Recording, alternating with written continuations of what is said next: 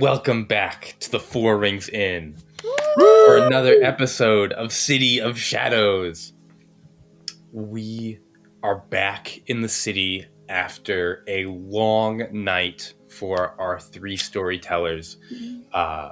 Orianna particularly, a monstrous night of transformations and curses removed and curses bestowed. But as the sun rises the morning of the 10th of Asha, all three, Orianna, Renshor, and Sterling, are alive and safe. But there is still much to do in the City of Shadows. So I'll ask you, are you ready for a scary story?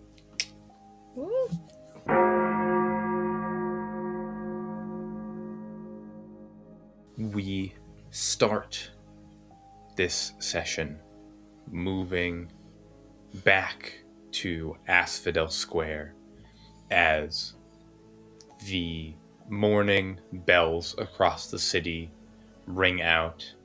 The bell of abundance in Asphodel Cathedral rings loudly and resonates through the square. Didn't need to bring that up. And we find in the office of Chamith a pot of coffee brewing on an open flame. The smells of tea and paper and ink flowing throughout the office. How do we find Orianna the morning after last? She is probably sitting on Chamith's little couch that he has in his office. As soon as Elda came in, she was like tight next to Elda, clutching arm in arm with hers.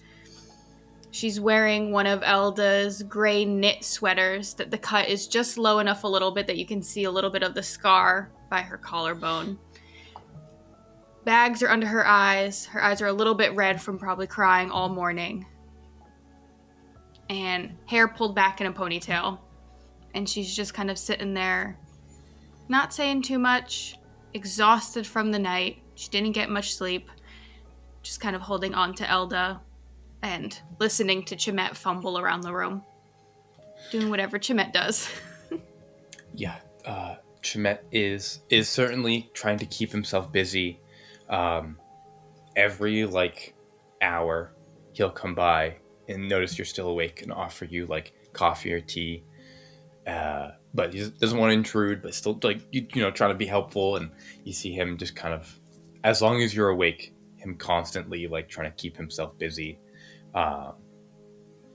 throughout the night as well. As the morning goes on, I think Chamith's office is pretty quiet, as Elda is just there to reassure you and hold you close. And Chamith you see him gathering everything that he has in preparation for Sterling and Renshor, who I would say at the first reasonable hour of the morning arrive through the crisp air of this fall day into Chamith's office. I think as soon as I see them come through the door, I jump up, but pulling Elda with me, because I'm not letting her go just yet. Are you guys all right? You came. Are you okay? Are you hurt? No, I brought pastries.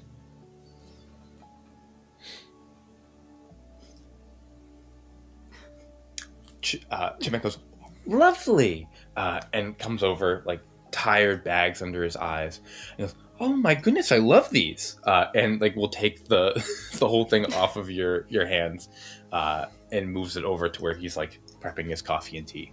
Oh, that's wonderful. I start scanning Renshor up and down, looking for any wounds or scars. And then after I get a check on him, then I do the same thing to Sterling. You will see a little tinge of purple above his left collar, but collar, just collar. Yeah. That's the word. Yeah, collar. I've probably come into the office, but I've moved to like a little bit of a corner as someone who is not really even a friend and more of a stranger to Orianna. Like, I'm here because I was there last night to listen in, to be a part of this, but I'm also like, I'm not really a part of this. And so I'm just like kind of like try to slip like back a little bit.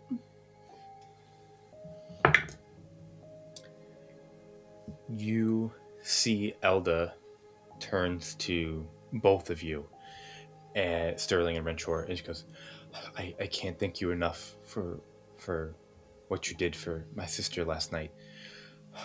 And you see Elda's eyes move down Renshor to your neck, and she goes, "Oh my God, Renshor, are you okay? Do you need do you need healing?" No, I'm perfectly fine. I mean, I feel a little bad. I am the one who caused the problem originally anyway, so nothing should have needed to happen. Yeah, I didn't realize that you were so blessed with the divine to cast such incredible spells. If I would have known, we would have included you far more sooner in this process. Right. Well, now we're all on the same page.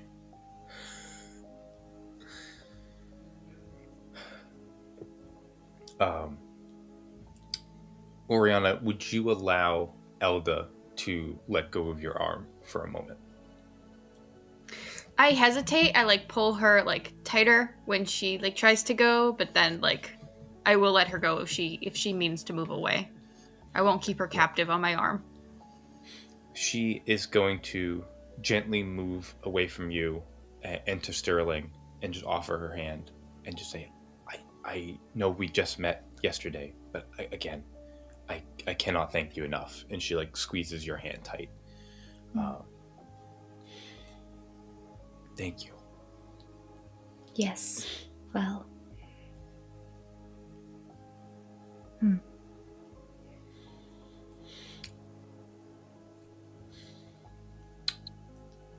At this point, Chamith is going to perk up and go, oh my goodness, where are my manners? And you see he comes over with, he has coffee, he has tea, he has the pastries Renshor brought, and goes over to Sterling first and goes, my name is Chamith Alvarez.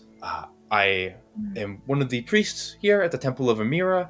I've been working with Orianna since she just started in the Guiding Flame Academy. Knew her when she was no taller than this, and puts his hand low to the ground. I'm close with Renshor and Orianna. It's a pleasure to make your acquaintance, and offers you a handshake. That's nice. Tea, coffee? Yes. Excellent. And we'll hand you a cup. Excellent. Right. We owe you an explanation of last night. Here, have a seat. Take a seat. And he kind of makes a table for you.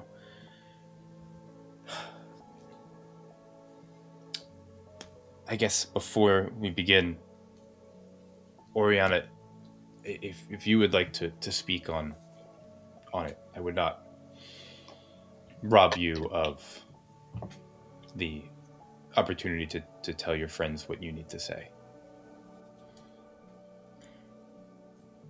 I don't even know where to start.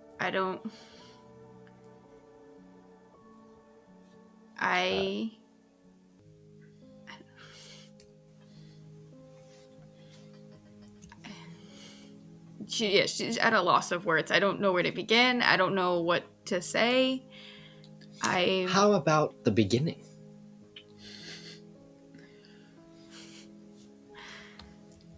The beginning's a good start. I mean, I explained most of it to you before when we were in the carriage. How it started at the library at the Guiding Flame, when I was studying one night with a couple other students, and somehow Father made his way into the Guiding Flame and cursed the whole room, and everyone else acted in fear, and I acted in anger. And so when everyone else's shadows went off, I turned into that thing. And I couldn't even stop Father with it. And then you saw what Chamith had to do to fix it, to make it go away.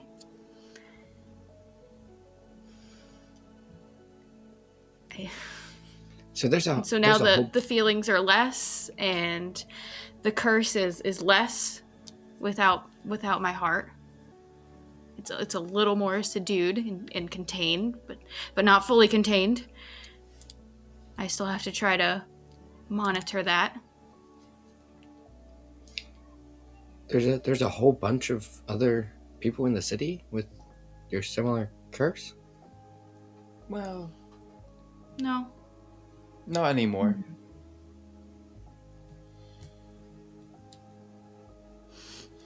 They didn't make it past the monster in the room. Right. 6 of them.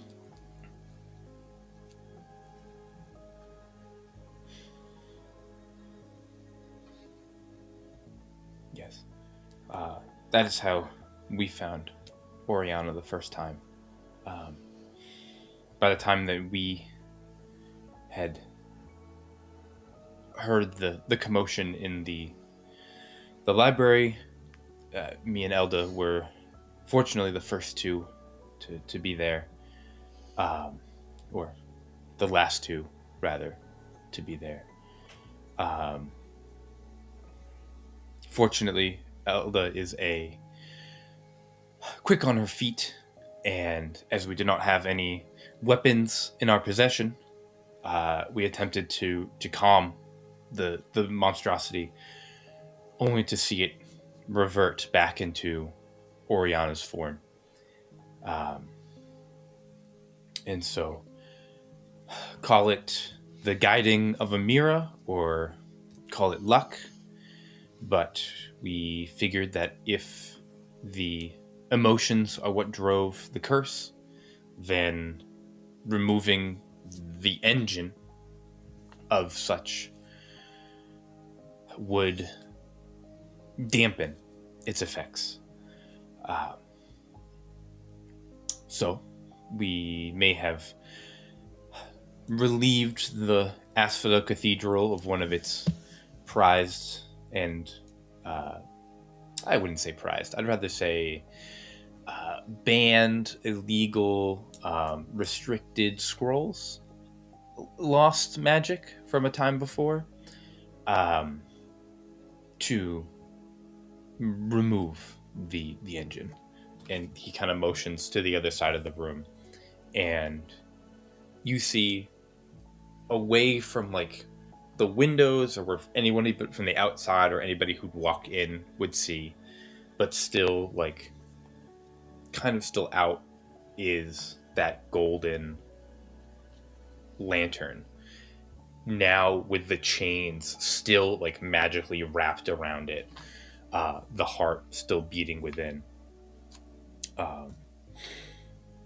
Chamith goes, I think the Novem that you wrote a letter last night, I had gone home for a bit to rest, and I usually keep that in my personal quarters, but I heard a commotion in the middle of the night, and the chains had fallen off as the curse was dispelled, and I immediately knew something was wrong.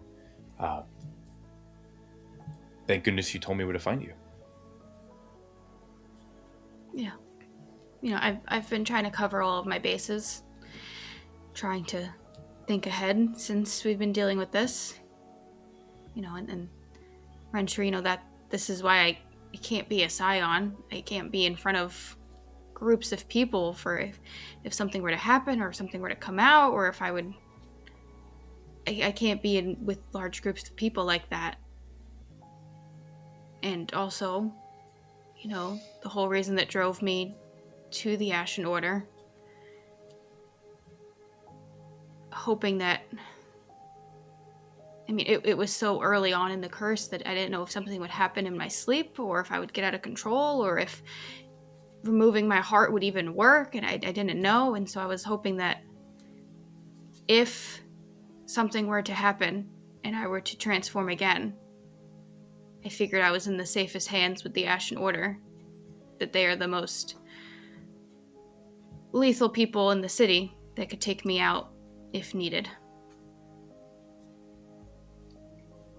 And so I figured sleeping in the barracks surrounded by all of the cloaks would keep the city safe. And it didn't help. It did help having a little access to try to find Father and having some of their resources to try to help the curse, but that's why I went.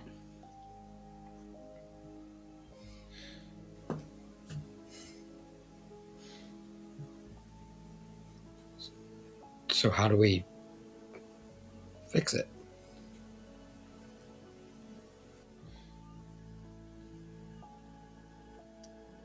I think for right now,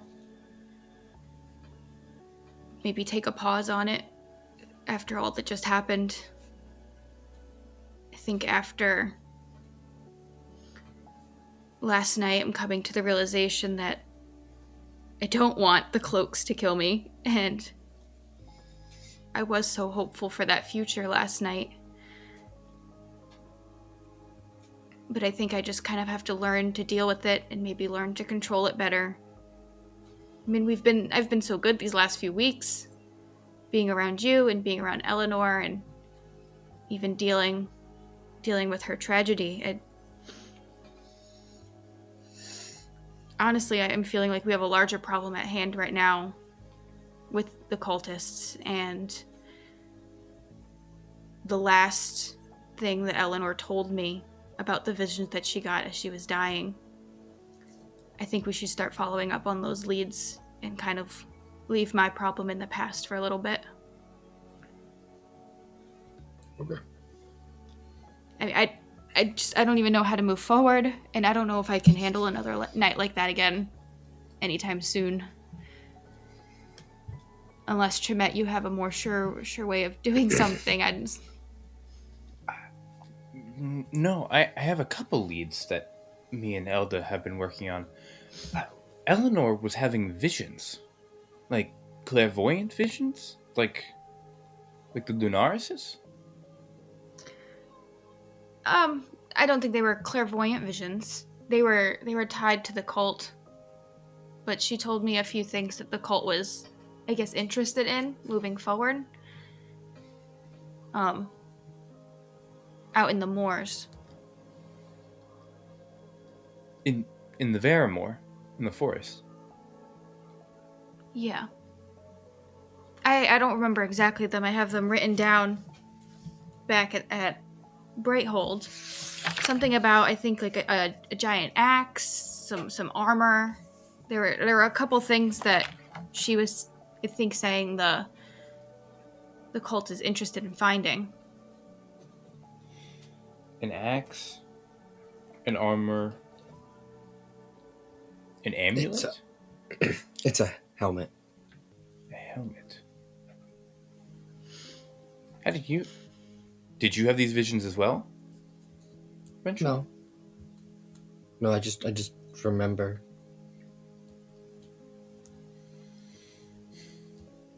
Why does that ring a bell? And you see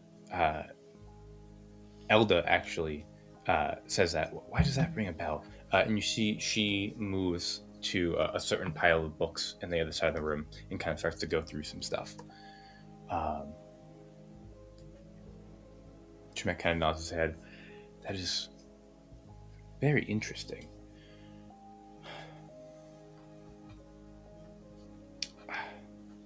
Orianna, I don't believe that we can simply ignore your curse in the sense of simply stop trying to solve it. I believe that breaking your curse is still one of our priorities as your friend, of course. I understand, and it's not like I want to give up completely. I absolutely don't want to live like this for the rest of my life, but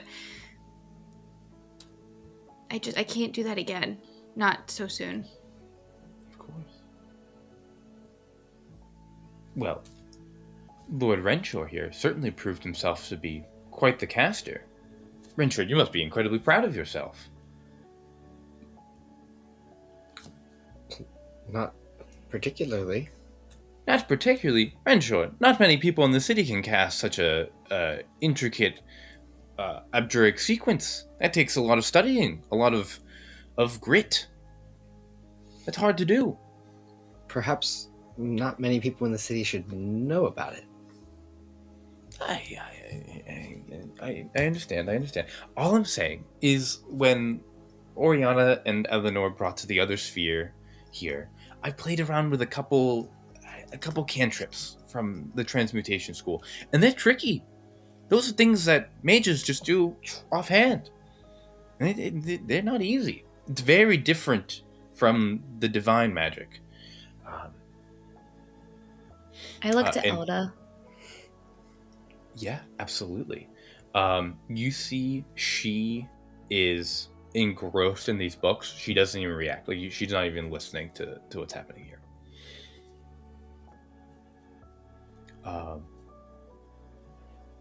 And you see Chamith turns to you, Sterling, and goes, I apologize. I'm not familiar with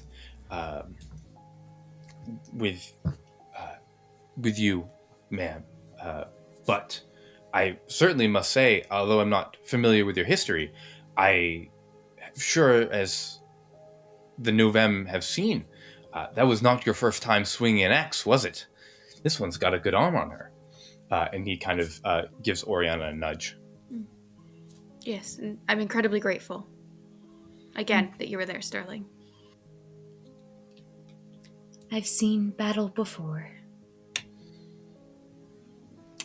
A knight amongst us. Wonderful. No.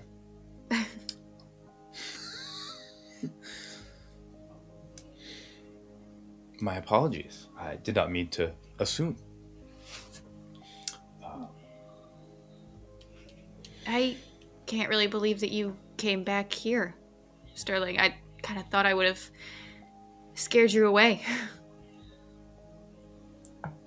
Well, wanted to see.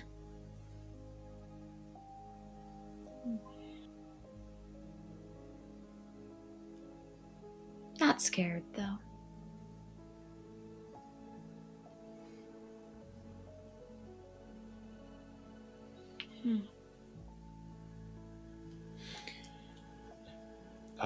You hear Elda kind of like, not gasp, but, oh, here it is.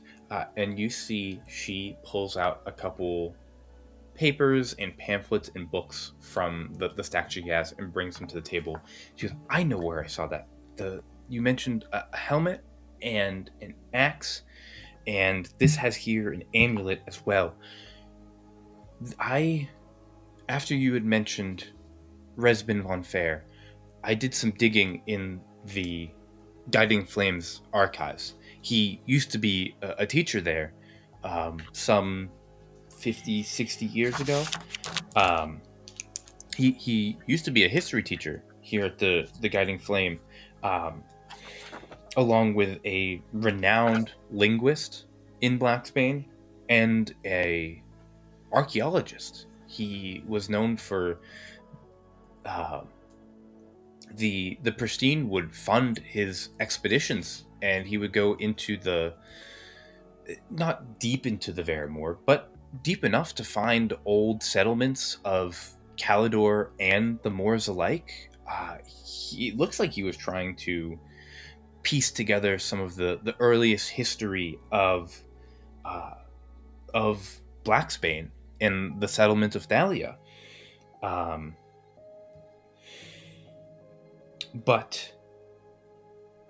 you see that she shows some of his archaeology notes, and she's like, it looks like they were looking for or some kind of Moorish legend, or Moorish legend implies it's some kind of Moorish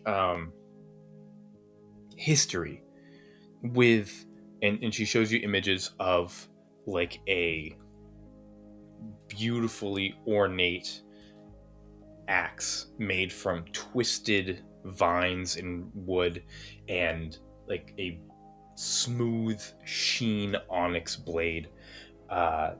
She shows sketches of a couple different helmets, all what seem to be metallic, but also like animalistic in nature.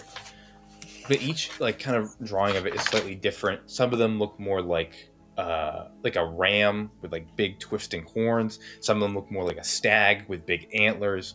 But kind of like these different, like almost like concept art, essentially, of like what this helmet could be, and then a bunch of drawings of amulets, seemingly from different stories, all with the same symbol on it, which looks to be like a upside down letter A with the two legs of the A twirling into spirals on both sides.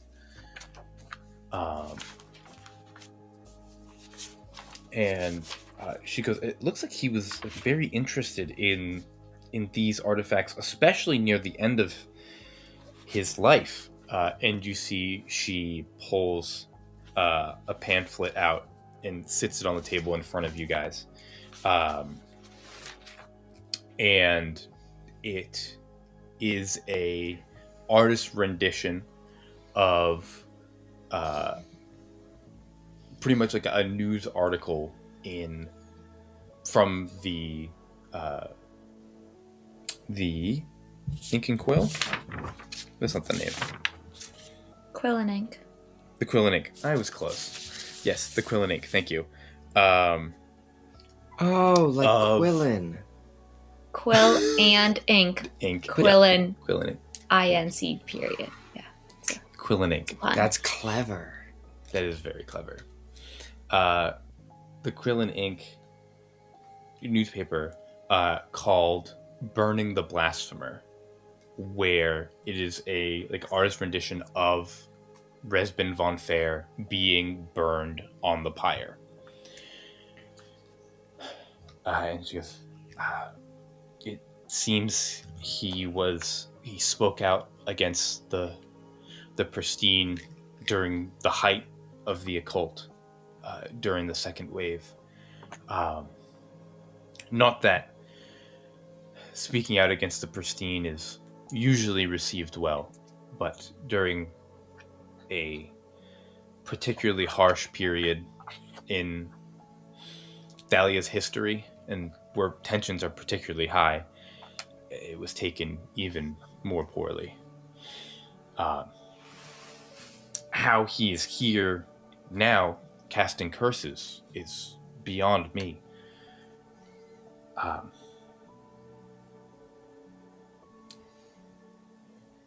But it seems he hasn't lost interest in these things. Did you say Eleanor had visions of these as well?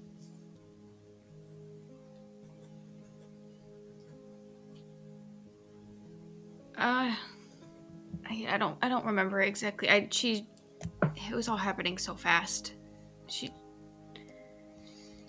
I really only remembered the armor and the axe.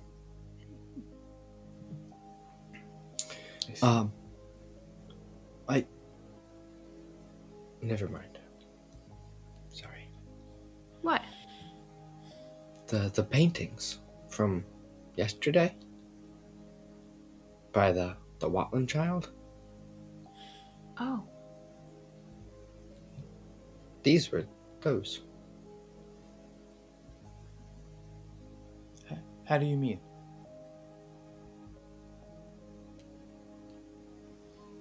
I don't know. I mean, they made everybody uncomfortable, right? But I'm fairly certain that these items would be found at those locations. You see Chamith kind of sits back and goes, how is it that the Watlands seem to be involved with everything that's going on? Because they have money and no lives.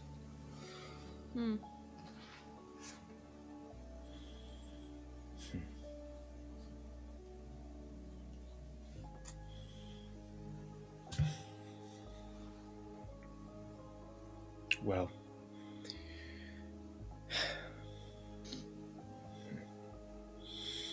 as far as breaking this curse goes, we need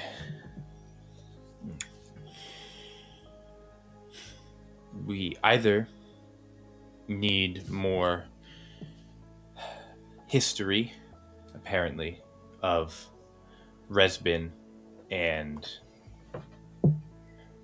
why he was casting this curse, details behind the curse. Ideally, we need to know the curse that he cast. And at this point, he kind of turns to Sterling, because Chamith knows he had this conversation with Renshor and Orianna once. And so to kind of fill Sterling in, with a curse this powerful, there's most likely unique traits that we'll have to abide by in order to break this curse. Unique actions we need to take, and without knowing the exact curse that was cast, there's seemingly no too risky otherwise. So we need to find the exact curse that Von Fair cast. Ideally, through Resbin or his sphere would be able to give us those.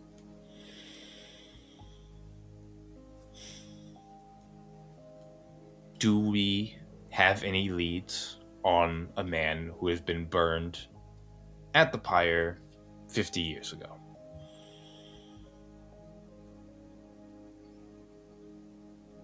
We know his old apartment, but we've checked it out, and it's kind of a dead end. Kind of everything there transferred to Ketter's. That is true. Is it a coincidence that he and Ketter's had the same room? Well, I mean, they're aligned with one another, so it's no coincidence. I'm sure they probably lived together at some point, I would imagine, since he's still alive, and they're known as mother and father. Chamith will nod his head, thinking about that connection between mother and father, and he kind of goes, do we know where Juliet has gone, where Miss Ketters has gone? At last I checked, she was still missing. Maybe she had some leads on her roommate? Out the window. Yeah, we haven't seen her in a couple days. She's kind of disappeared. Haven't really heard of her. I mean, I feel like with the monstrosity she's turned into, I would think that there'd be sightings of her or reports, but nothing from the Ashen Order. Okay.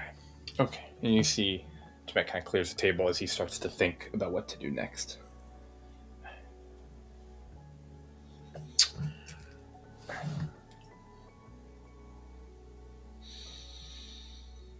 Okay.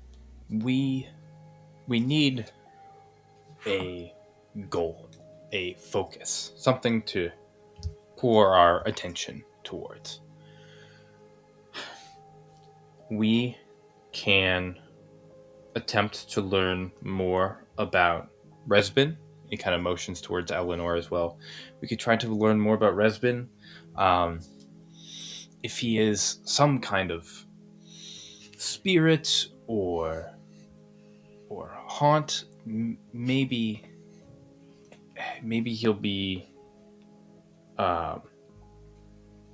maybe he'll be around the same places that were significant to him in life.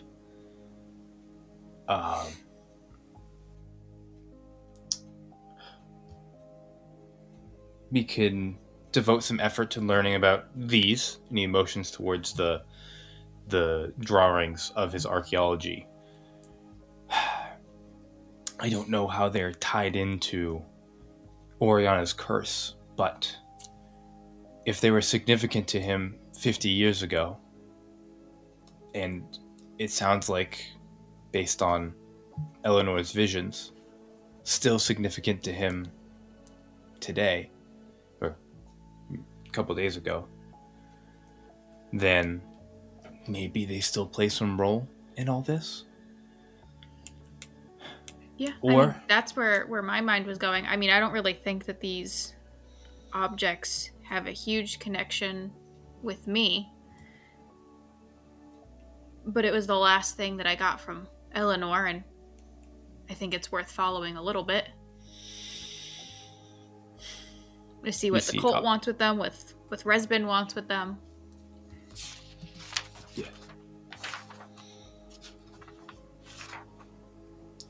Maybe these items may not take us to a cure, but the trail may lead us to Resbin, who in turn will lead us to a cure. We could also pursue the Watlands. It's a little tangential, but they've been tangential to everything since... It feels everything for the last few weeks, if not longer. And so... When do the Watlands go into the woods? The Watlands go into the woods. I will get you a more precise date. I believe it was It was the 20th of Dacent. Okay, so it's the 20th of next month. I was going to say, I know it's sometime the next month.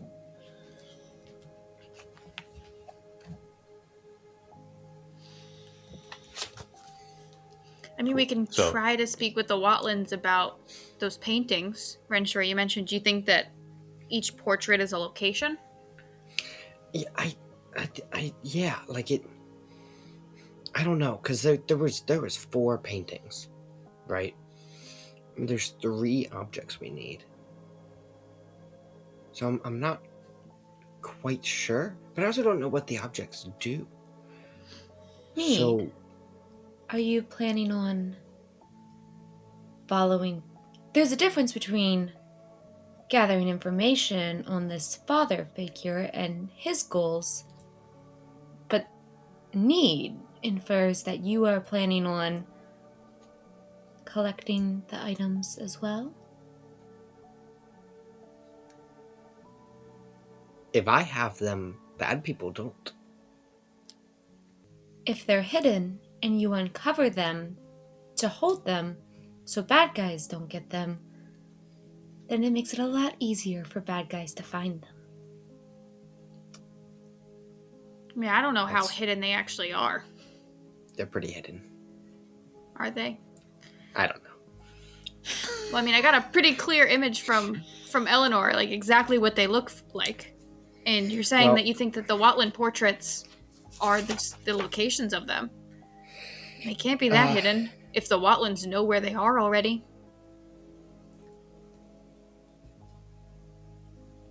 The issue is, my grandsire's grandsire, I believe, possessed this helmet.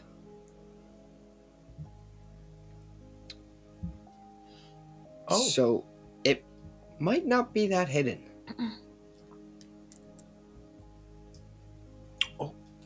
If it is a family heirloom, do you have it at the manor? No. I think it's in the woods somewhere. Perhaps. Perhaps in the graveyard. Or at the gnarled tree, or the tall stone tower, or that weird carved door. Those are the paintings. Ah, I see.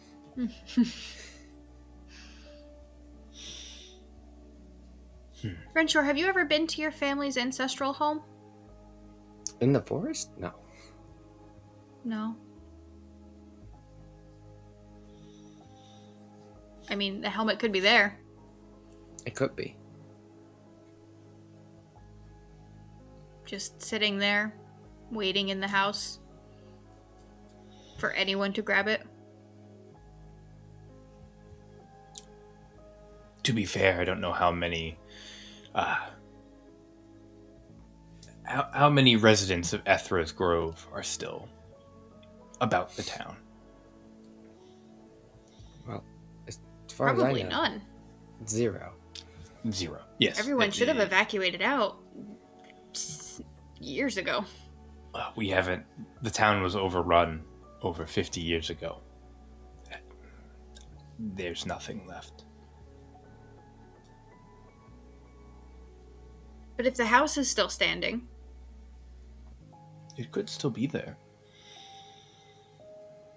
It is far too dangerous to go that deep into the woods. Even the hunters don't travel that far. Sterling did raise a good point. Do we want to go get it? I mean, we'd be risking our lives to basically go retrieve these artifacts that someone is looking for them to just take it off our person when we get back to the city?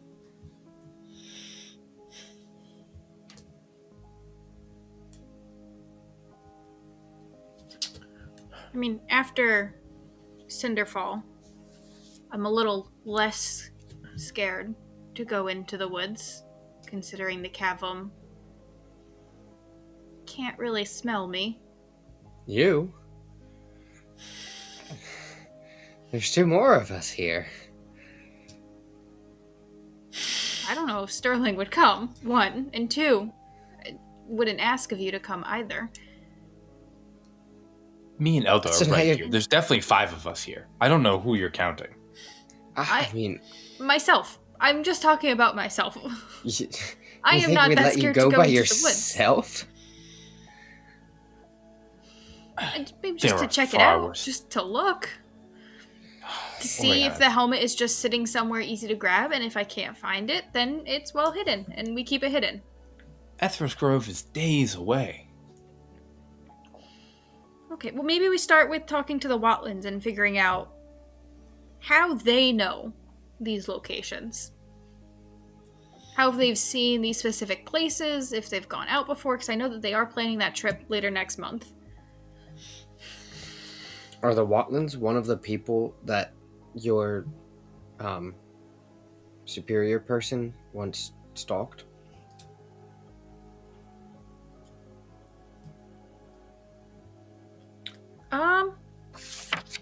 Orianna, you would know that I don't remember.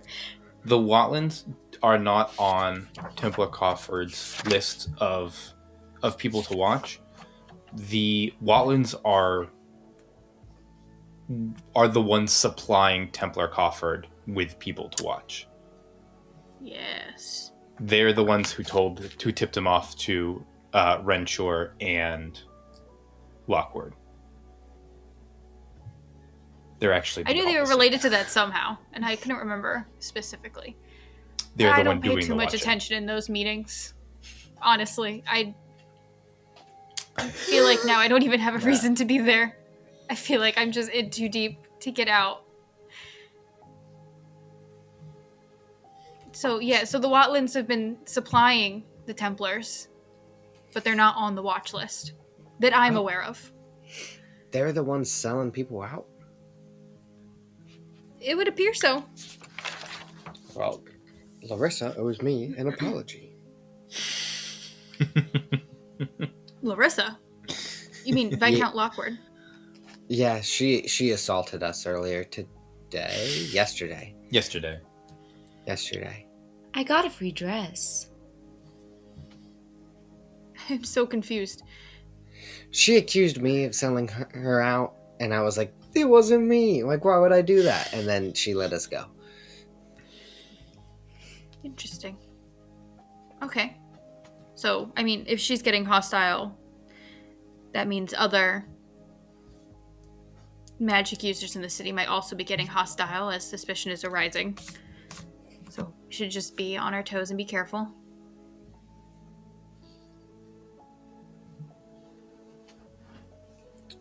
She was always one a little prone to...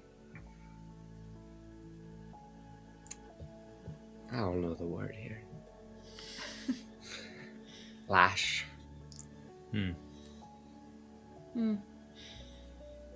Short temper, if you will. I know that's not the word you're looking for, but...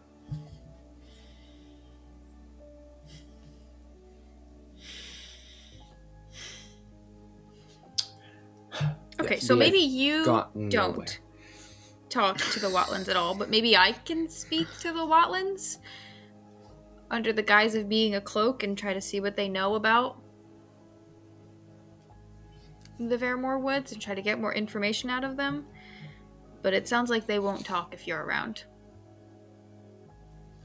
Done. I will not do it. Sold.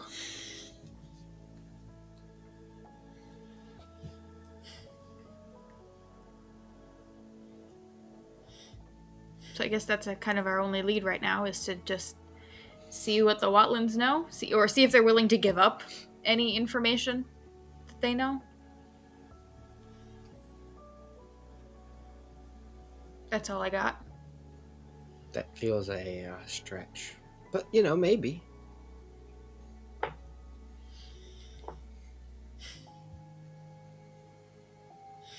The Wetlands will be a particularly tough nut to crack. They are reclusive even amongst the Pristine. It will not be easy to They to definitely didn't kill their children. They did not kill their children, Renshor. I doubt that the Watlands would do that. I said they didn't.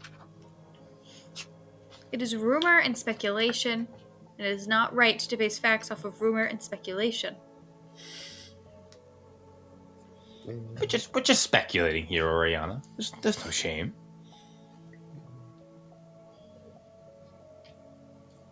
Maybe a little shame.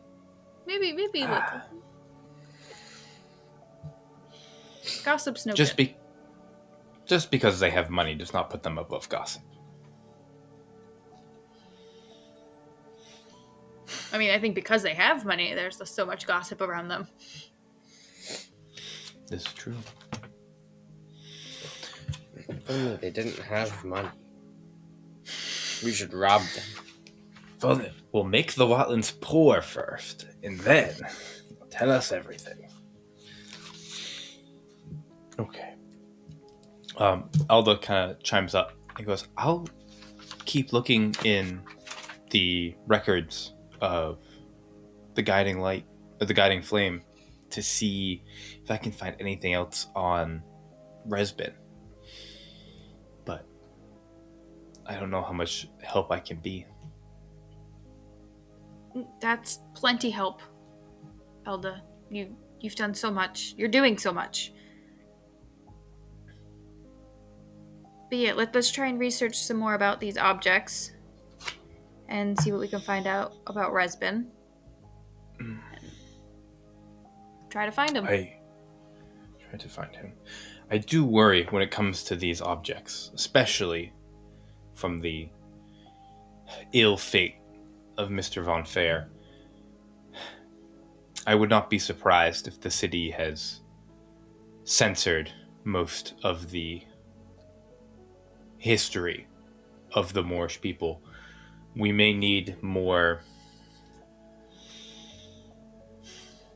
robust sources than books, which is Pray tell, few and where far do between. you plan on getting that? Yeah. I don't know, but more robust than books from the city. Maybe that makes sense. Maybe Moorish families keep books of their heritage and stories of their history privately. Maybe they tell stories and know of their history through word of mouth. Maybe one of these archaeology sites that Resbin explored is closer than Ethro's Grove.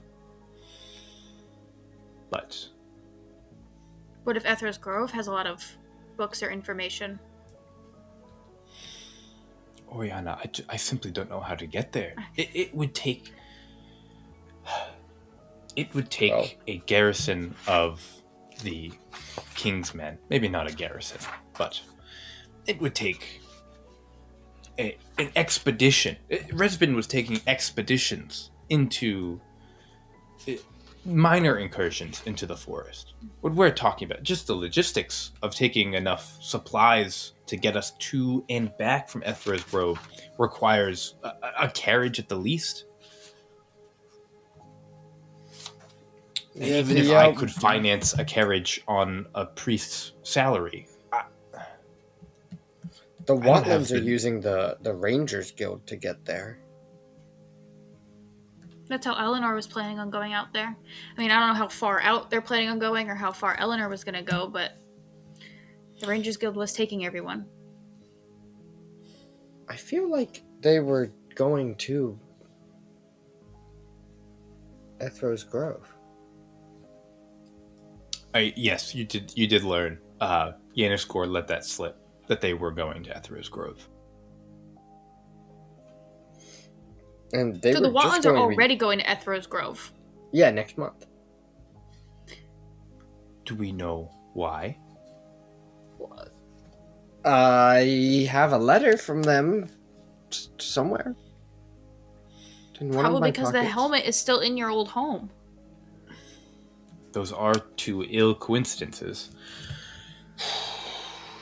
Which means that the Watlands and Resbin both desire these artifacts? What? Again, it's another tie between this cult and the Watlands that I simply cannot explain.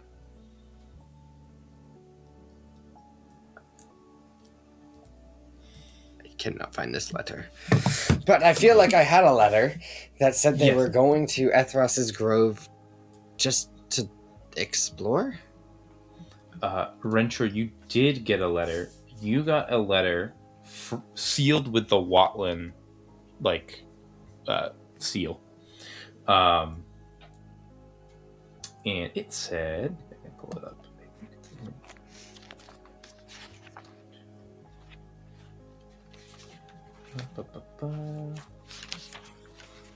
Nope, not there. I will find the details for you. But you did receive a letter basically saying that if you wanted to keep Ethra's Grove, you were going to have to do something for them. And then they'd say they'd be in touch. Eleanor would have shared that the Watlands were interested in the Nox, which we now know was not right. Nell. Oh, no. Sterling does not know that, though, and does not say that. But above table, that would have been shared Eleanor. with you two. Yeah. So we don't know who or what the Nox really is. The Watlands want to see or interact with the Nox, and they're going out to Ethro's Grove. Along with the cult that was interested in summoning the Nox, gave Eleanor visions of this helmet out in the woods. The helmet being tied to Ethros Grove. It does lead back to Ethros Grove. It is so strange that the cult that claimed to want to destroy the Pristine is looking for the same objects that a count of the Pristine is looking for. It is odd, isn't it? Also, like... Well, I mean, a lot of members of the cult were counts Pristine. and viscounts. Mm-hmm. Were Pristine, you know. There was Count Okanor, or Viscount Okanor. I mean... What is the Moorish legend of Excretus Umbra? Is that Nox? Yes. Huh. Excretus Umbra is the legend as a whole, and the Nox is a character in that legend. When I say character, I mean a real person in the history. And according to details from Eleanor had the Moorish myths, and in that, yes. I think it's in Discord, is the whole legend. But in it, they'd be like, I'm this, but I'm also known as this and this and this, and Nox was one of them. Yeah. Why can't I think of his name? Redvor. The Redvor boy. The Redvor boy. Fortest. Fortest, yes. When Fortest and Eleanor had their date, Fortest had mentioned that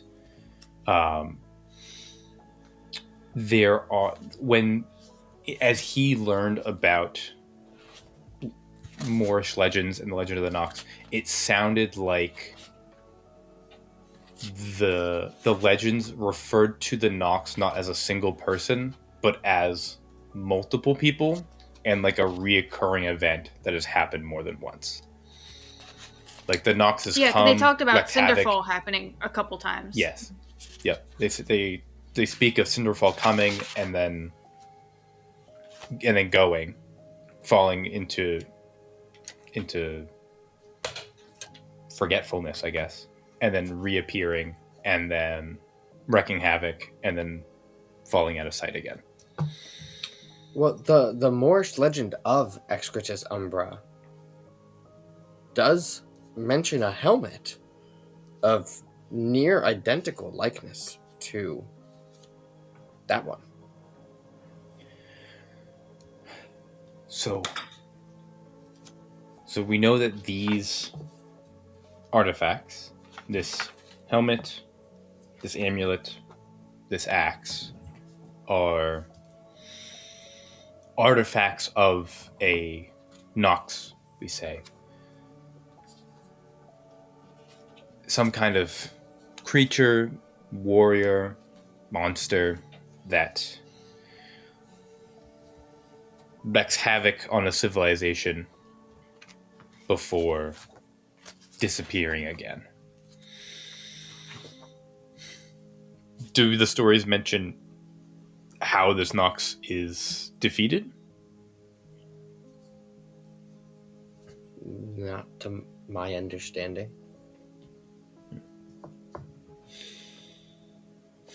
Interesting.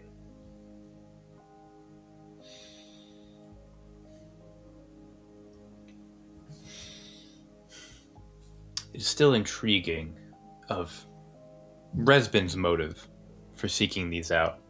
If he did wish to destroy the Pristine and destroy Thalia, all of the accounts, as he kind of looks at the books presented, all of the accounts that we have speak of the Nox also harming the Moorish people. And he seems, from what Elda has brought, he was very supportive of the Moors, and which led to his demise. The Watlands, I have no idea why they wish for such artifacts of destruction. But that is what they are, it seems. some kind of artifact of destruction. But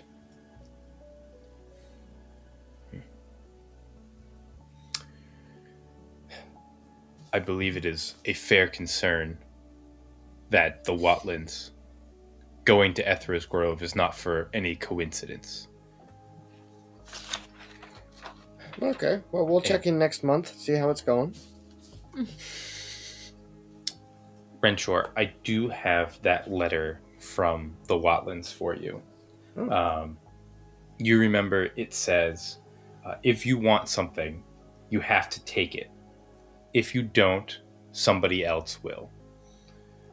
I doubt you can afford to lose Ethra's Grove. I'll be in touch. And then touch was like highlighted and italicized. Well, it's been like 2 weeks. What's this guy doing? Anyways, the letter basically was just an elongated threat saying he's going to take my homeland away from me. But also offering, like, to sell it to me, I guess? I don't know. He said he was going to be in touch, but it's been a while, so I don't know. Interesting.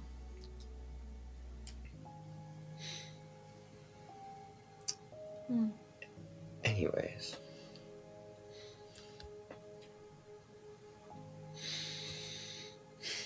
Well, this has been fun. Yes. It has been fun to share some of my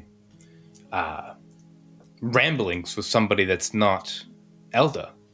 And you see Elda just nods her head. She's like, yes, it is nice. I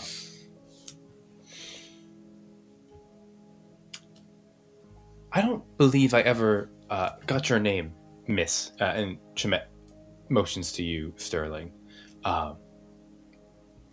I don't believe I ever caught your name. I'm so sorry. Sterling. Sterling. Excellent.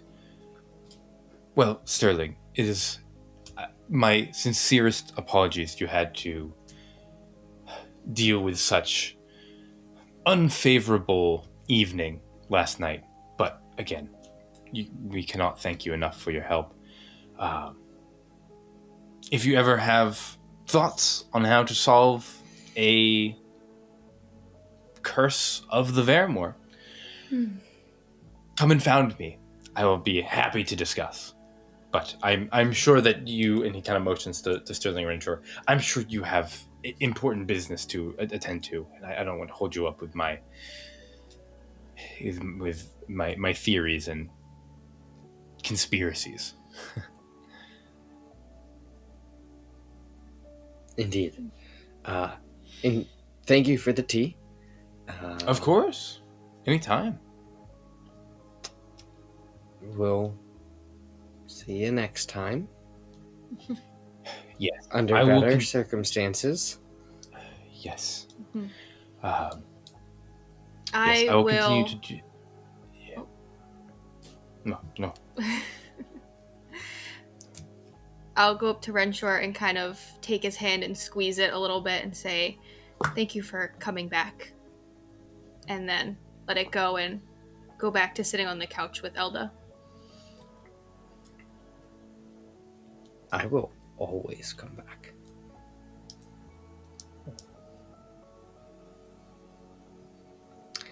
Okay. I have a meeting. You have a date. Ooh, lovely. You have a date? Yes, Are you going with Josha? that's the one. Well, good luck. I'm sure you'll look beautiful tonight. New dress and everything. And I will set my tea that Chamith gave me back down. I multiple times picked it up and act like I was drinking out of it, but when I set it down, it is entirely full. Okay. I will stand up. Well, goodbye. Goodbye, Miss Sterling. Again, could not thank you enough for your help last night. Okay. And then I leave. And I will just awkwardly stand out there until whenever Renshor shows up. I will because follow if you we out the door. took a carriage. Okay. I was like, you could say more, but I think she just goes and stands out in the square. As Renshor and Sterling leave Chameth's office, Orianna, you are once again comforted by Elda. She's going to take the day off of work to stay with you. And Chamith is going to continue to kind of either go around today looking for leads on Resbin or trying to find ways to learn about the Nox and the artifacts associated with it. Yeah. I don't think I feel comfortable yet going about my day being in control of my own emotions, so I will spend the rest of the day here with Elda, letting her continue to cast calm emotions on me for the rest of the day. Perfect. As a carriage comes for Sterling and Renshor, we are going to take a quick break and return for more Cities of Shadows and a date.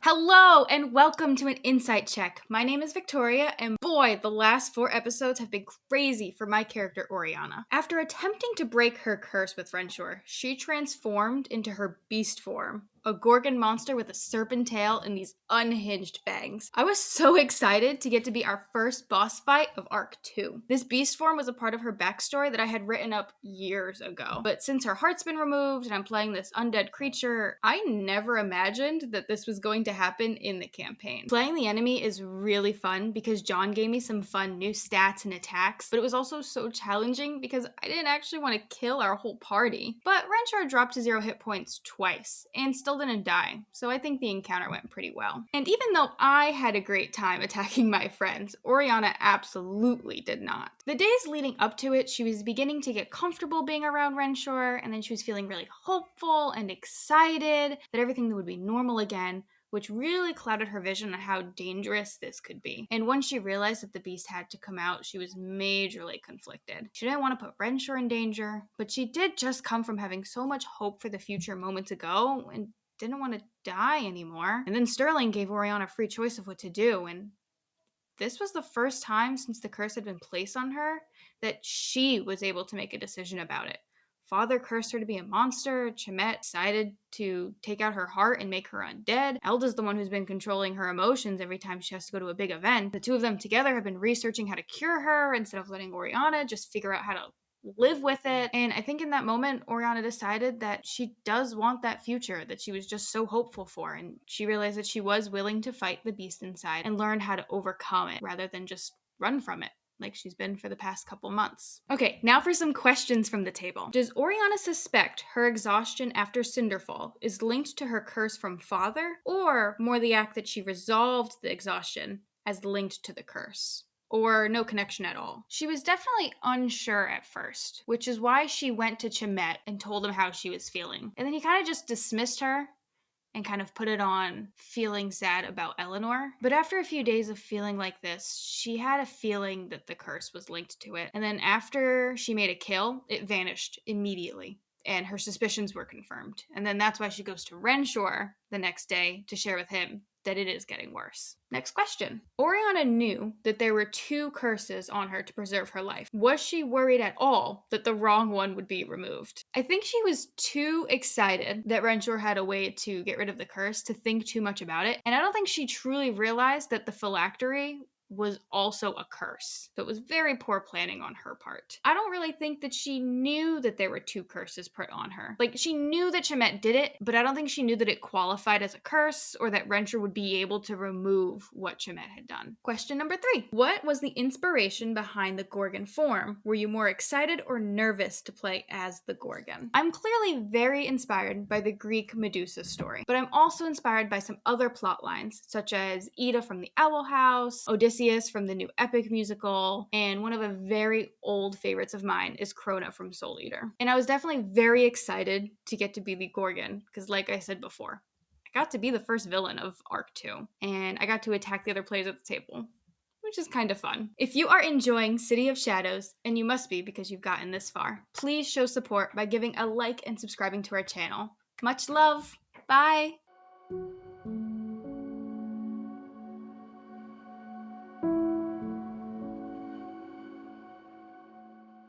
We return to City of Shadows as the carriage returns to Tyrval Manor shortly after Arthas takes Renshor with him to get dressed and leave the manor for the Pristine meeting that is taking place this afternoon. Renshor, any objections or confrontation with your father with that? No, I'm looking forward to it. I mean, we're definitely not having a conversation on the way there, but You know it. You know that carriage It's just ride a silent is carriage.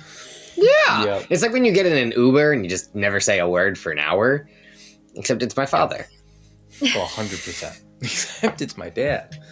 Yeah, 100%. It's a silent ride. But you and Arthas make your way to Greywall Castle. In the meantime, Sterling, is there anything in particular you would like to do to get ready for your date? Well, I definitely put on my new Yes. black navy dress. I think that's it. I don't really have much else to do, but You get dressed, get prepared, and on time, Josha Kimbridge arrives at the front door of Tyrval Manor.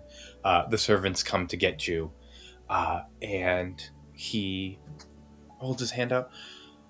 Miss Black, you look absolutely stunning today. good day, my lord. And he takes your hand and brings you out to the carriage.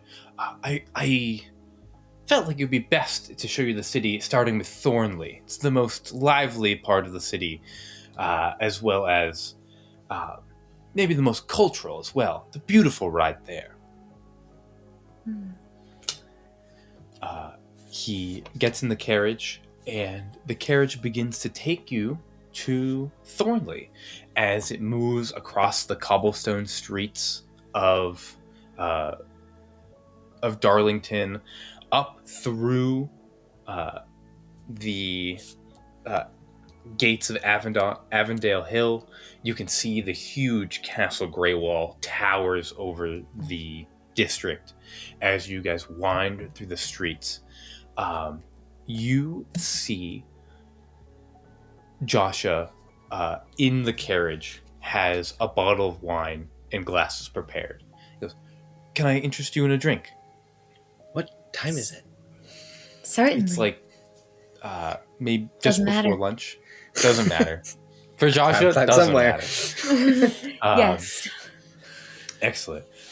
He pops a bottle of red open and pours you a glass as you you exit the gates. Actually, you're still within the inner wall, so you cross the river into Thornley. And I watched him open a bottle. Yes. Yep. Absolutely. I take it and I drink half of it in one sip.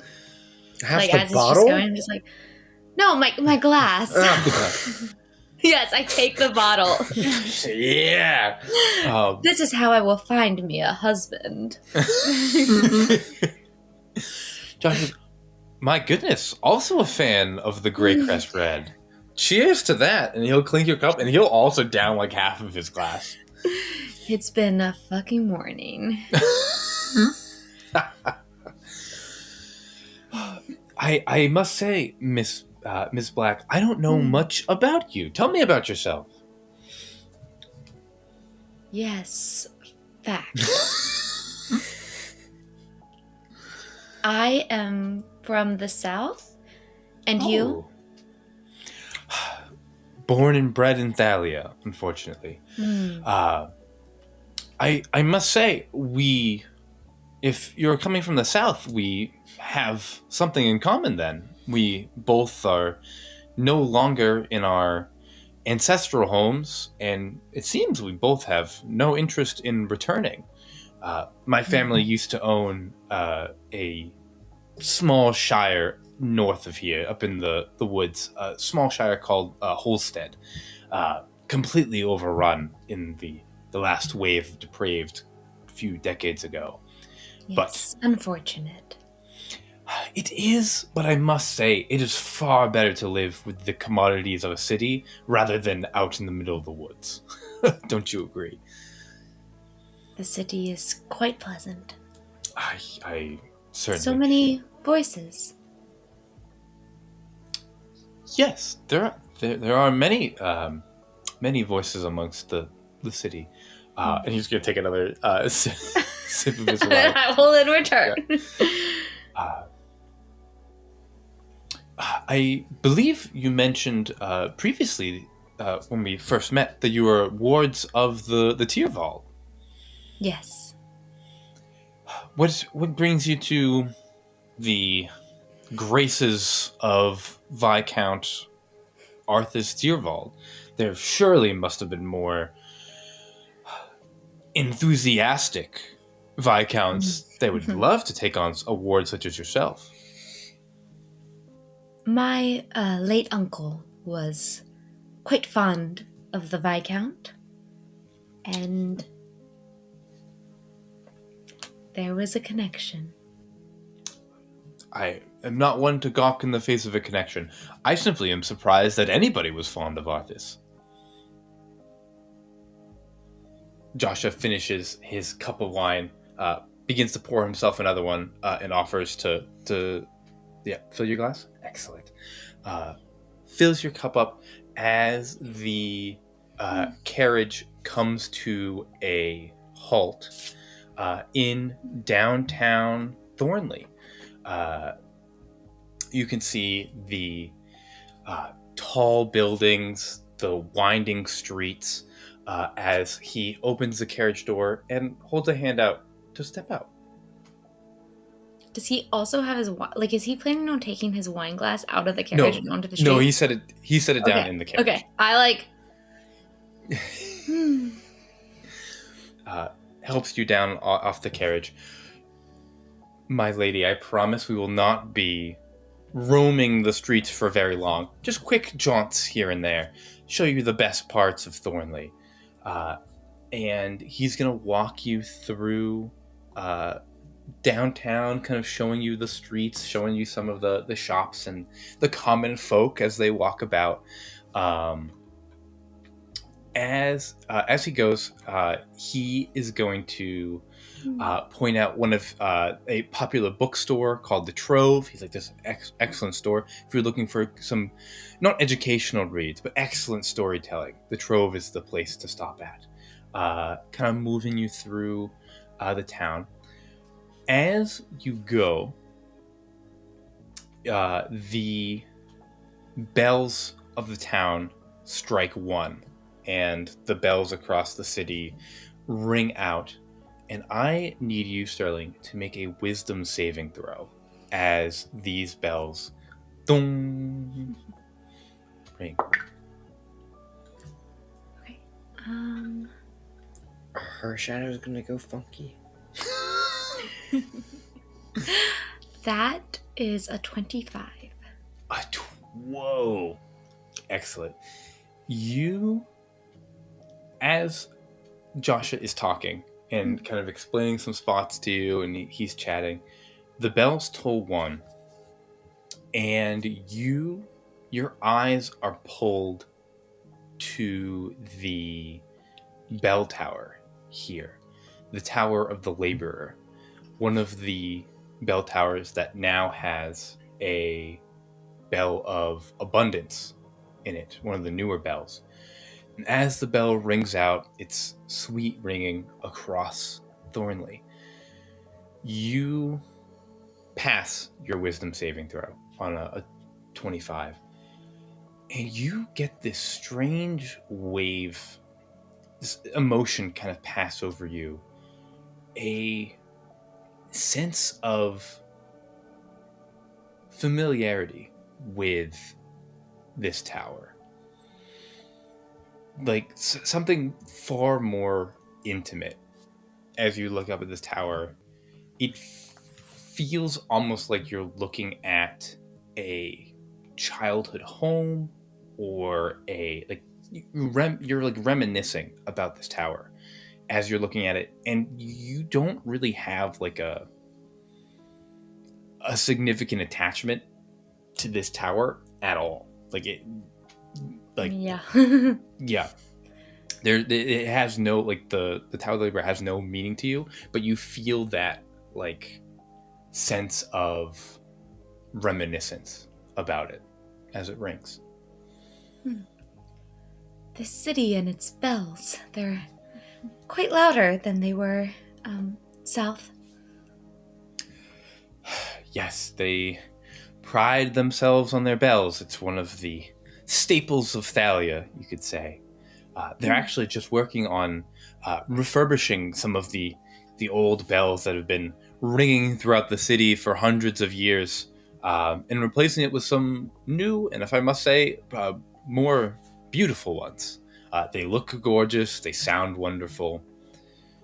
Certainly. I met Thornstrom, the odd little fellow. Oh, he is an odd fellow. Yes. Does good work, though, I must say. Certainly. You see he kind of looks around and says, would you care to join me for a bite to eat? And waves his hand towards the Starlight Brews. Certainly. Excellent. He walks you into a very fancy restaurant. Divine, like, floating small orbs that would give like the illusion of string lights move throughout the restaurant, twinkling above overhead. The black and gray walls are accented by bright red tablecloths as you go and sit down at the Starlight Brews and share a meal with Josha. As you're eating, he turns to you and goes, I realized another similarity the two of us may share. I would imagine that since the war has broken out, that if our ages are truly as close as I believe they are, you were as unfortunate as I was to miss out on going to Scrollspire, coming from the south. Yes, I did not attend. I remember when they stopped taking applicants from Moss, and I imagine that for us, it just became so difficult to get down there. I was also in no rush to leave the city, but Can I insight check him for a second?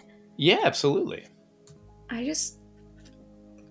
I'm trying to deduce if him saying that means he knows I'm from Moss, and how he... Gotcha. Gotcha.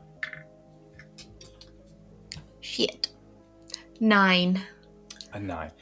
No, he would have actually, to be more specific, he probably would have mentioned Moss and why can't I think of the other Ashford? rebel house?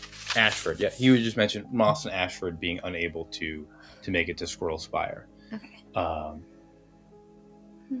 And so he's you could tell on a 9 that he's deduced that you're probably from one of those kingdoms. But he doesn't know which one that you're from. But you could tell that he's probably deduced one of that, but not much more. Okay. Saying the South more suspicious than just lying.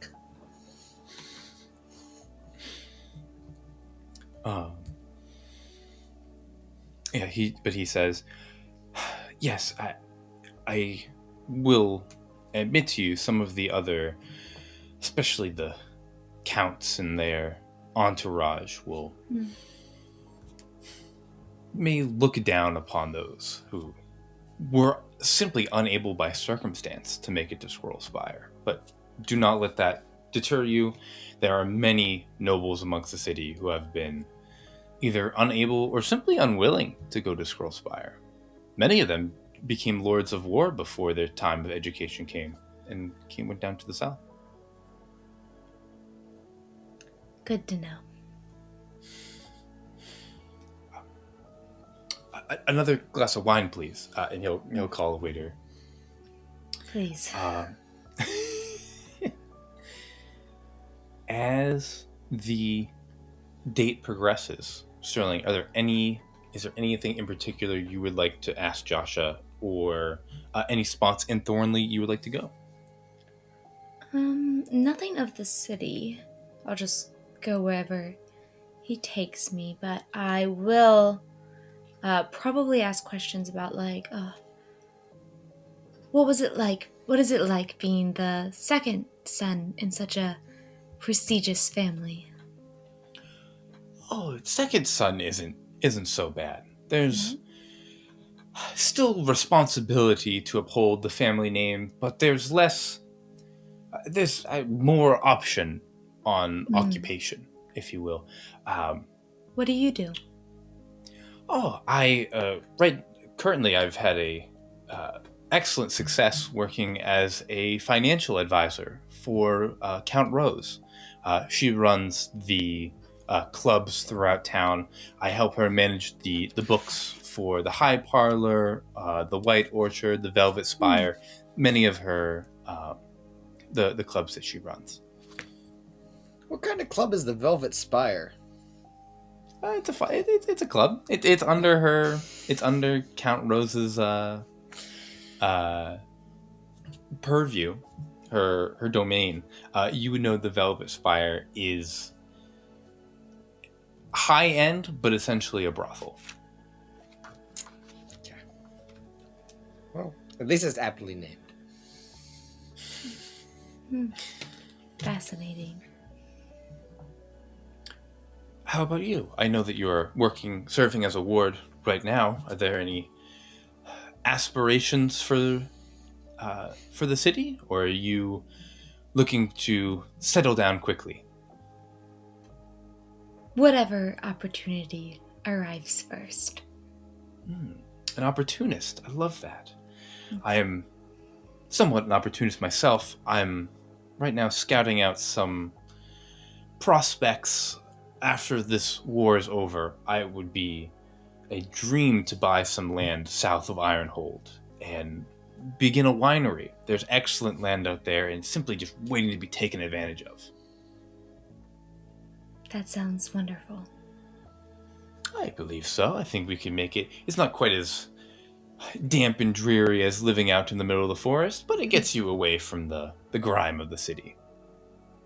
Weren't you just talking of your admiration for the city, my lord? Oh, the city is far better than living out in a shire in the forest. I'm simply talking about an estate in the mountains.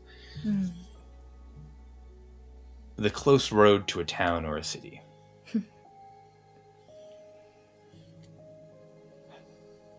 But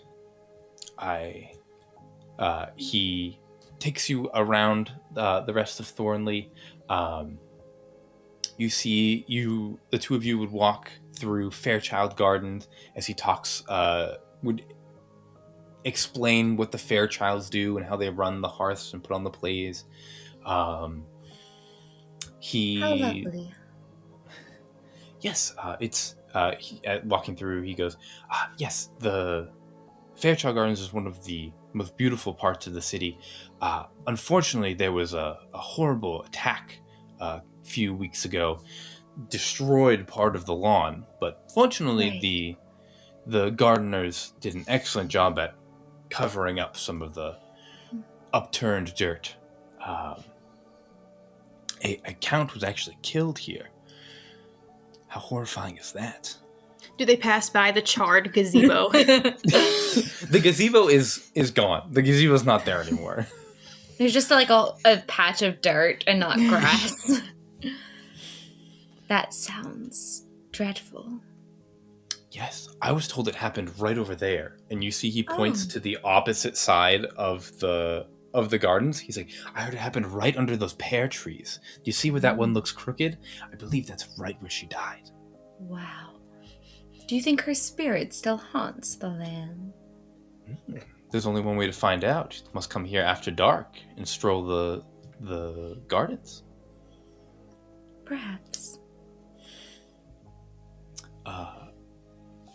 Man, I gotta use that. Yeah. Renshor, I gotta take notes. Ah, shit. About asking for the ghost, or about saying you have to come and see it after dark? You have to come hang out after dark. He walks you along the river and points out the Iron Falls and goes, yes, these are the Calador-renowned Iron Falls. Legend has it that the waters of the river have magical properties because it comes directly from the Iron Peaks. Spooky in this city. Of course. This city likes their legends and their stories. I believe they like it more than the truth itself. And as he walks, he goes, if you're coming to explore Thornely on your own, I would admire the falls from a distance.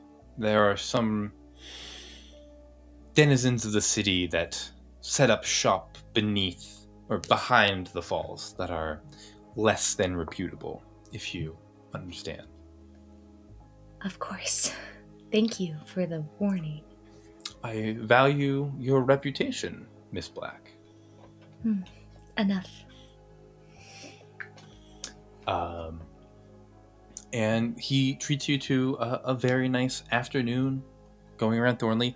Are there anything else you would like to do or speak with Josha before, as evening comes around, he will, before the sun sets, before the shadow of the Gallatin Mountains creep over the city, he will have you returned back to Tyrval Manor. Again, are there any conversations you want to have on the ride back? No, I think once we arrive, I'll be... Thank you, my lord, for such a splendid afternoon. Of course, the pleasure was entirely mine.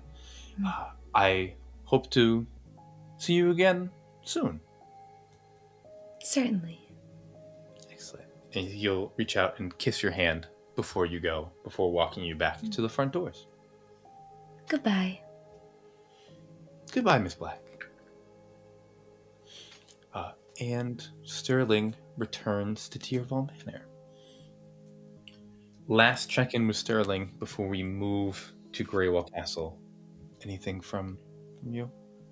Nope. Perfect. That went well. That went well. That was much better than my date with Fortest, I'd say, in terms of interest. That's fair. When my... Absolutely. We didn't talk about the cult at all, so that was good. No. Not too many things go well so far in this campaign, and that went well. That was good. We move from a romantic date in Thornley to the tall towers of Greywall Castle. We find Renshor and Arthas entering the pristine chamber in within the castle, the Chamber of Lex, as it is called. And as you enter, Renshor, how many Pristine meetings do you think you've attended? Is this your first full attendance? I'm sure your father has taken you here. I don't know, because it would be your brothers who were coming here before. Is this your first time in the Chamber of Lex? No, I've come to 3 or 4, maybe. And there was that time that Eleanor broke in and stole stuff for me. I don't remember where I was waiting, but I didn't quite break in, but She just She asked for the fully transcripts. She exercised, like, she went to the library and checked out a book. Like, she was fully within her legality. It felt like she broke in. No. You were, It's I like believe, if you checked the library book out and you didn't know that there was a whole building of free books.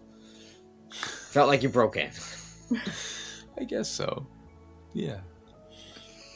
Cool. But you have been here before. You've seen this proceedings before. And you've seen this large circular chamber made of gray stone encircled by dark angular spires.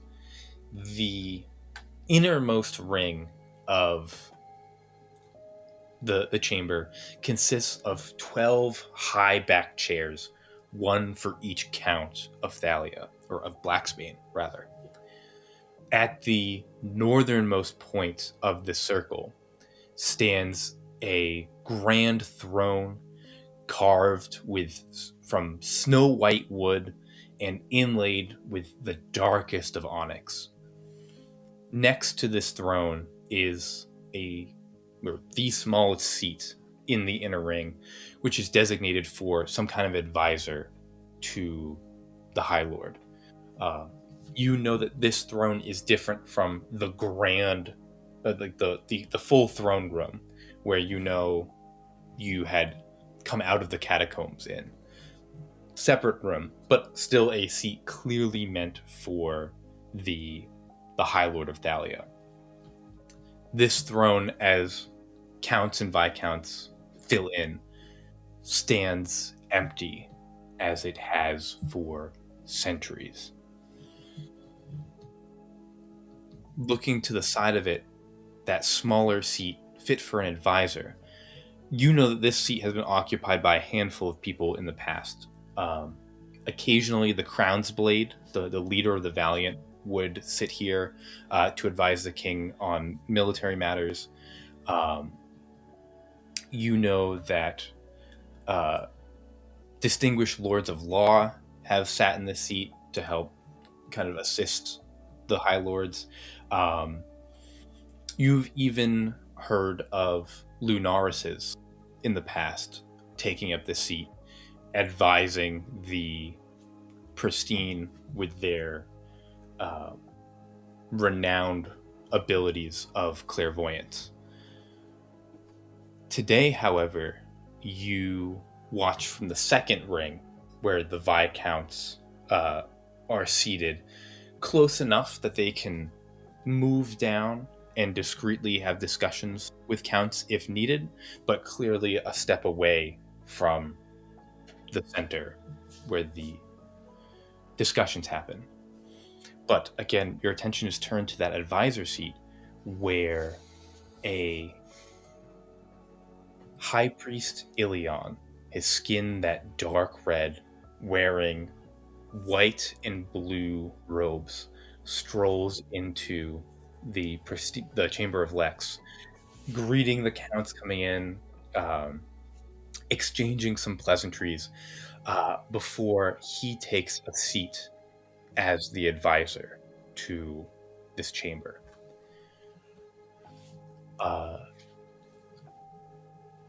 The Chamber of Lex is filled in.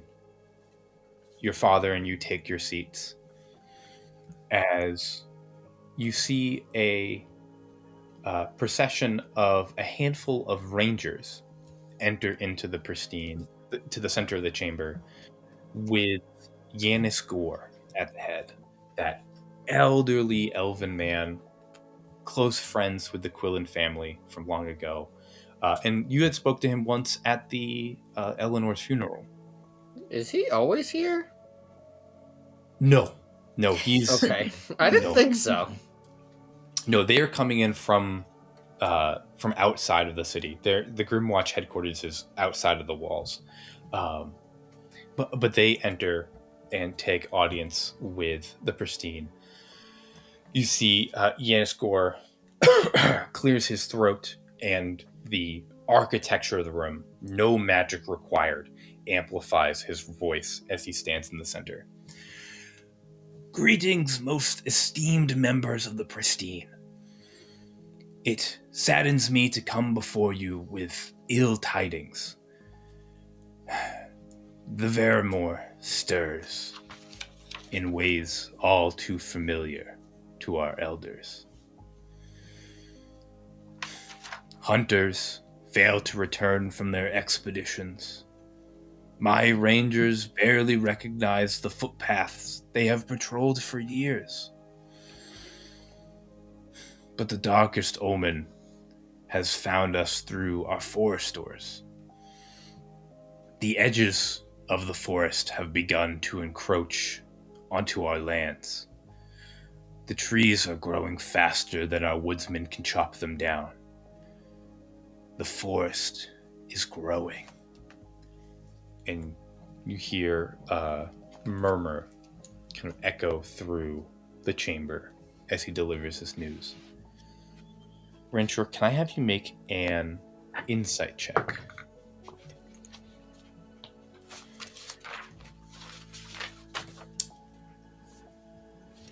$13. 13. Perfect. You watch Yanis continue. He goes, at this current rate, the Grimwatch fears that by the time the leaves have fallen in the Vermore, the forest will have consumed all of the fields north of Dromos Gate. And you hear a more audible gasp come from the chamber. If left unchecked, I believe Thalia will be completely encircled before spring. At this, you hear the counts remain mostly quiet, but there begins to be chatter all amongst the viscounts, the lords of law, the political analysts and the players about the chamber as this news is delivered. On a 13 insight, you see Yanis's eyes glance over. He's doing his best to make eye contact with all of the counts, but you watch him glance and linger on Count Watlin's expression as Yanis tries to get a read on how the Count Watlin takes this news. You hear Count Atwood speaks up, a elven count, one of the 3 oldest families in the city. You come to us with grave news. What would the Grimwatch ask of the Pristine? Forgive my boldness, Honorable Pristine, but these symptoms are of another dark age. They speak to another wave of depraved. Our allocation of the valiant is a noble effort to fight the Queen's enemies, but Thalia is in grave danger. The city must be protected. As he says this, Renshor, I need you to make a perception check.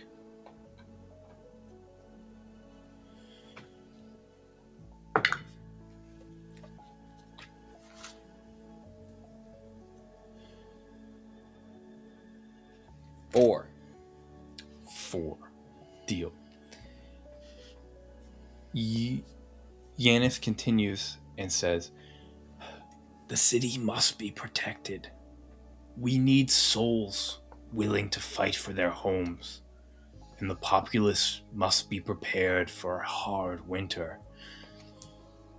To this, High Priest Ilion speaks up and says, Counts of the Pristine, I assure you, the Ashen Order will have full capabilities to protect our great city of Thalia. We will double our efforts to increase our manpower to fill the vacancy that the Valiant has left us in their great battle for Queen Rimber. To doubt the Ashen Order would be to doubt the power of the Ascended themselves. It is a foolish waste of energy.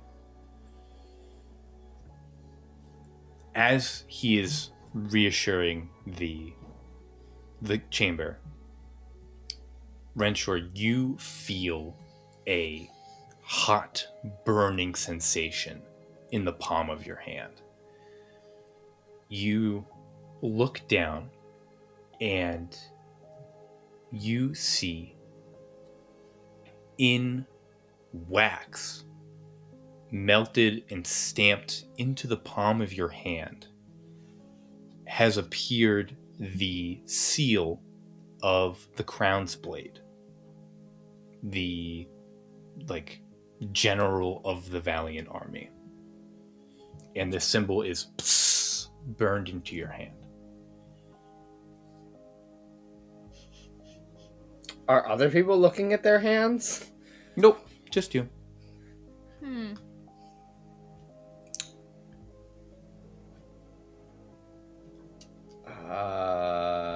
Okay. We'll just move forward. What's the rest of that? You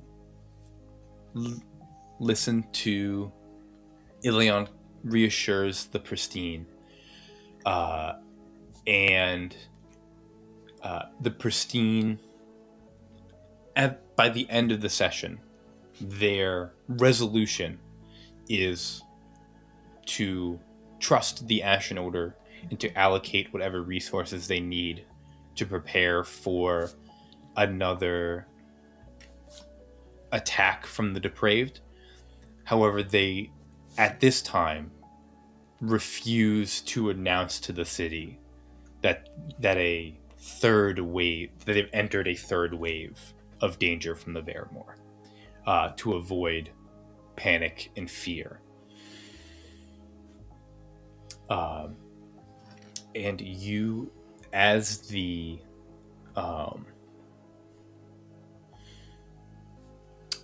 chamber dismisses and everybody begins to stand up and leave and make their way out, Renshor, make one more perception check. 17. You watch as everybody gets up and begins to depart and leave. Your attention is on I falls to the Watlands, who, as Count Watland stands and begins to leave, you watch 4 of his personal guard escort him out. Like, he has a military escort, or a personal escort wherever he goes. And you watch as one of his guards turns their head, looks up at you, and then breaks away from the Count and moves towards the wing of the Crown's Blade, the wing of the Valiant. And you see them move, whereas the Watland procession moves out towards the building. You watch one of his guards turn and move to deeper into the castle.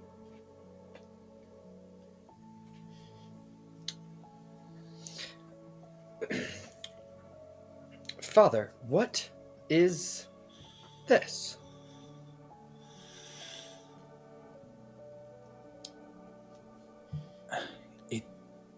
Why are you playing with wax, son? Why is there a seal on your hand? I have no idea. It appeared during the meeting. It appeared during the meeting. Yes. Was it magic? I mean, most likely. You see, he just kind of stares at you. Were you paying any attention at all Yes, would you like me to recite the entire thing? What is this? Son, it looks like the seal of the Crown's Blade. Do you plan to also become a Lord of War and throw away the title of heirship?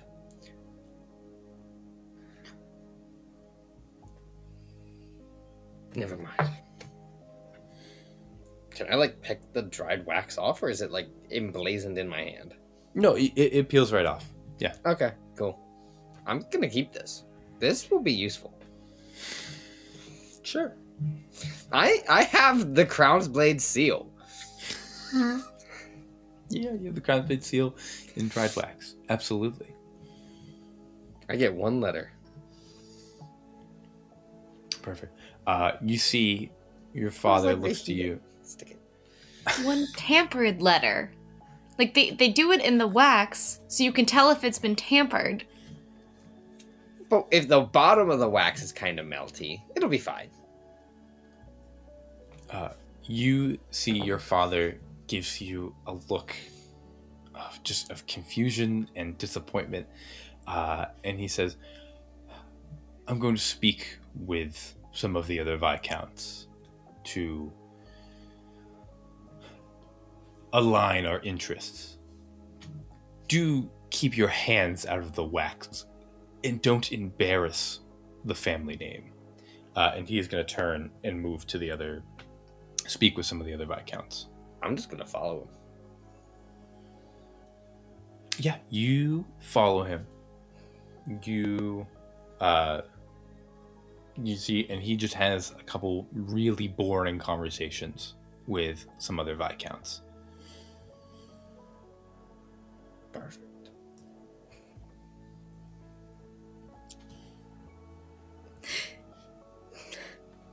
Here's John with the little fishing rod. That's okay. Casting it out. When your father is done, he's going to turn to return, make his way back to the carriage. Are you going to follow him back to Tyrell Manor? Yep. Deal. Perfect.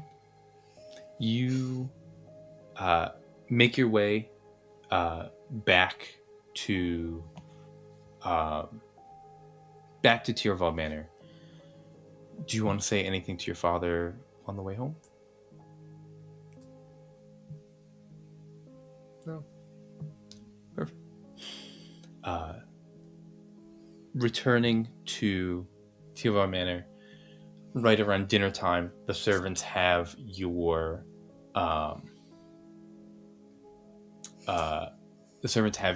dinner prepared, and you see your father says he'll take dinner in his quarters, in his office, and does not eat in the dining hall. Is it me and Sterling then? You, Sterling, and Gazdeth. If Sterling likes Me and Sterling then. Gazdeth goes, I'll just eat upstairs. Take So Gazdeth. Yes, Miss Black. I don't know, I was just... Okay, How was your day? He takes his food and he leaves. I apologize for my family's rudeness, Miss Black. How was your date with Josha? It was fine. Fine is good? Fine is fine. Fair. Plans for a second date? I suppose. Right. Of And the course. Pristine, how was your council? Dreadfully boring. Unfortunately, Dreadfully boring. Unfortunately, I'm not allowed to discuss the matters specifically with outside parties. Yes, you only tried to invite me to attend. yesterday morning. Sure. You know. Mm-hmm. Okay.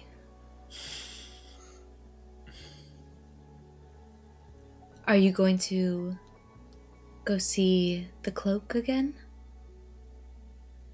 Check in? It's getting late. I'm sure she doesn't want me to bother her. Perhaps I'll write a letter.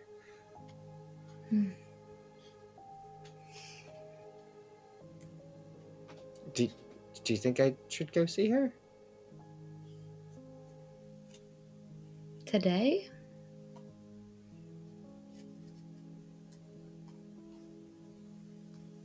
You brought her up.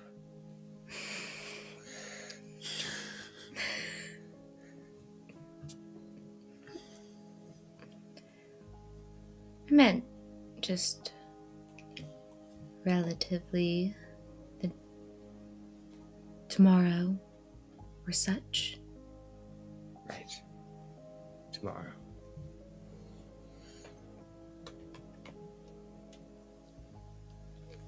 What's happening tomorrow? I don't think you have any plans tomorrow. You have We the have day no plans off. tomorrow. Actually, I don't have anything planned all week. This is What a incredible. lord. My life Next is thing- great.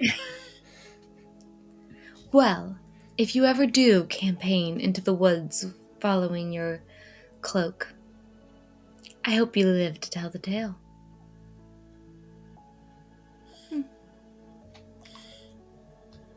Thanks. I think. Wait.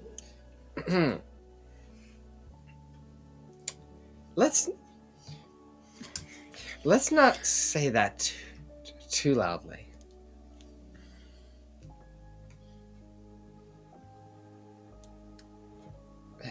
And If you ever go... no, I heard you the first time. I just... curious of your plans. I just said I'm free all week. No social gatherings. Nothing. Till the 15th. So we got like 5 days. Okay.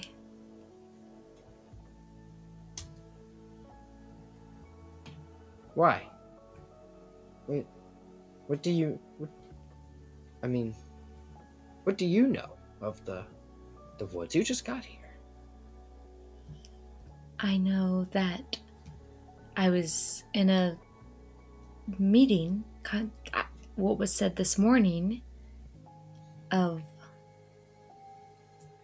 the woods being dangerous, and you and the cloak discussing She has a name.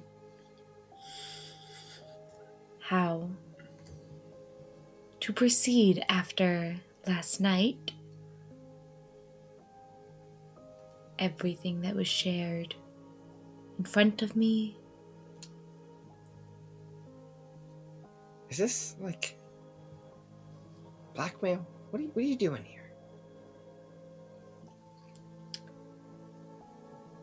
I wish to know of the security of my position here in House Terraval, and if the heir is dealing with less favorable things, I would wish to know of. For what happens to you can jeopardize my position within You the know city. all unfavorable things I'm dealing with. Yes.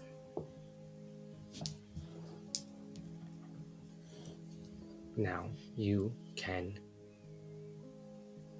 go the way of Kazdeth and ignore everything that happens around here.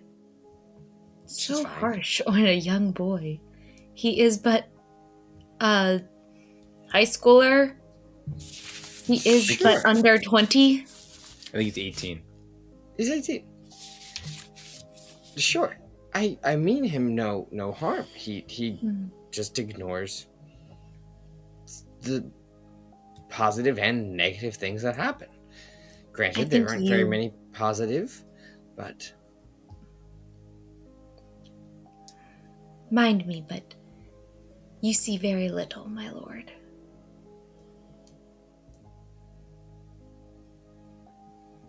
what am I not seeing? What do you see that I do not see? That is for you to find out. That's Is ridiculous. I've been helping you. Helping me. Sure. I got you the dress. I got you the date.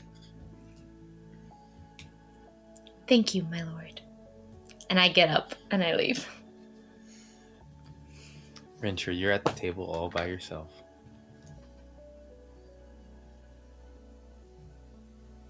Cool.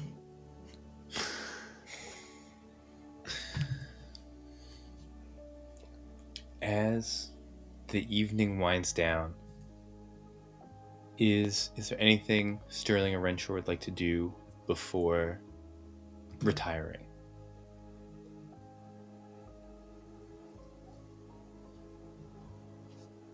If not, Sterling, can you make a perception check for me? Actually, Renshor, I need you to make one too. It's I can't. cocked. 14.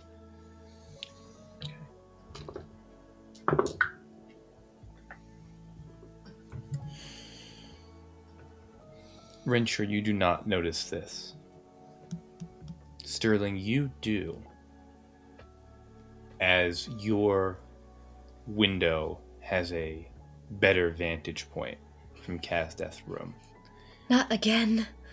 And as you look out the window late in the evening before heading to bed, you watch Kazdeth sneak out of Tyrval Manor and disappear into the night. Can I follow the other lord? Absolutely. As you follow, exit the house the same way as before, second night in a row. As These tear balls. Do you really want to be tied up in this again?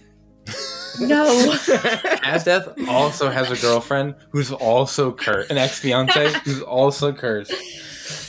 And yeah, as you follow Kazdeth out of Tyrval Manor, we are going to end tonight's session of City of Shadows.